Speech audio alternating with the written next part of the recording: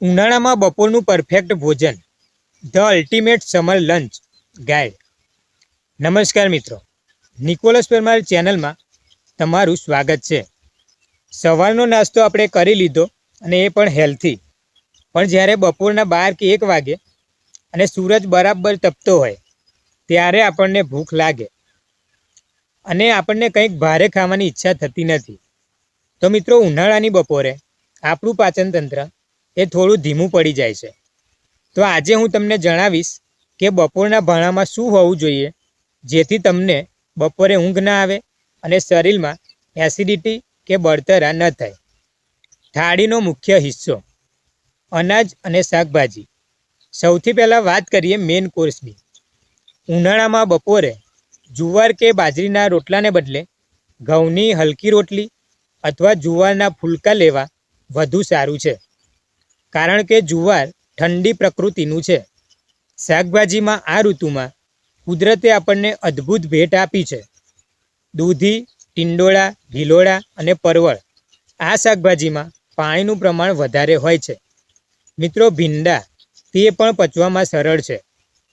શાકમાં મસાલા ઓછા નાખો અને આદુ કોથમીરનો વપરાશ વધારો. ઉનાળાના સુપરફૂડ્સ. મિત્રો, દહીં અને છાશ. ગુજરાતી થાળી છાશ વગર અધૂરી છે, પણ ઉનાળામાં તે દવા સમાન છે.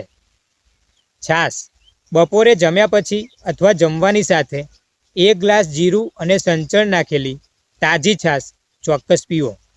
તે નેચરલ ફ્લુલન્ટ છે. દહીં કે રાયતું.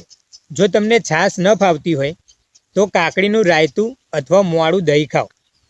તે પેટમાં ગુડ બેક્ટેરિયા વધારે છે અને ગરમી સામે રક્ષણ આપે છે. સલાડ અને કાચી કેરી. બપોરે સલાડનું મહત્ત્વ ખૂબ જ હોય છે. કાકડી, ટામેટાં અને બીટનું સલાડ પ્લેટમાં અડધો ભાગ રોકવું જોઈએ. અને હા, ઉનાળાની ખાસિયત કાચી કેરી. કાચી કેરીનું કચુંબર અથવા બાફેલી કેરીનો બાફલો પન્ના લૂ લાગવાથી બચાવે છે. ડુંગળી પણ સલાડમાં લો, કારણ કે તે શરીરનું તાપમાન જાળવી રાખવામાં મદદ કરે છે. મિત્રો, શું ટાળવું? Avoid this. બપોરના સમયે અથાણાં, વધુ પડતું લસણ, તળેલું, પાપડ કે ભારે મીઠાઈઓ આ બધું ખાવાનું ટાળો. આ વસ્તુઓ શરીરમાં પાણીની અછત ઊભી કરે છે અને તમને સુસ્તી અનુભવાશે. યાદ રાખો, ઉનાળામાં પેટ ભરીને નહીં પણ મન ભરીને હલકું ભોજન લેવું જોઈએ. આ ડાયટ ફોલો કરશો તો બપોરની ગરમી પણ તમને હેરાન નહીં કરે. જો તમને આ માહિતી ગમી હોય તો વિડીયોને લાઈક કરો, શેર કરો અને સબસ્ક્રાઈબ કરવાનું ભૂલશો નહીં. મિત્રો, કોમેન્ટમાં જરૂર જણાવો કે તમારી ફેવરેટ ઉનાળુ ડીશ કઈ છે. સ્વસ્થ રહો, મસ્ત રહો.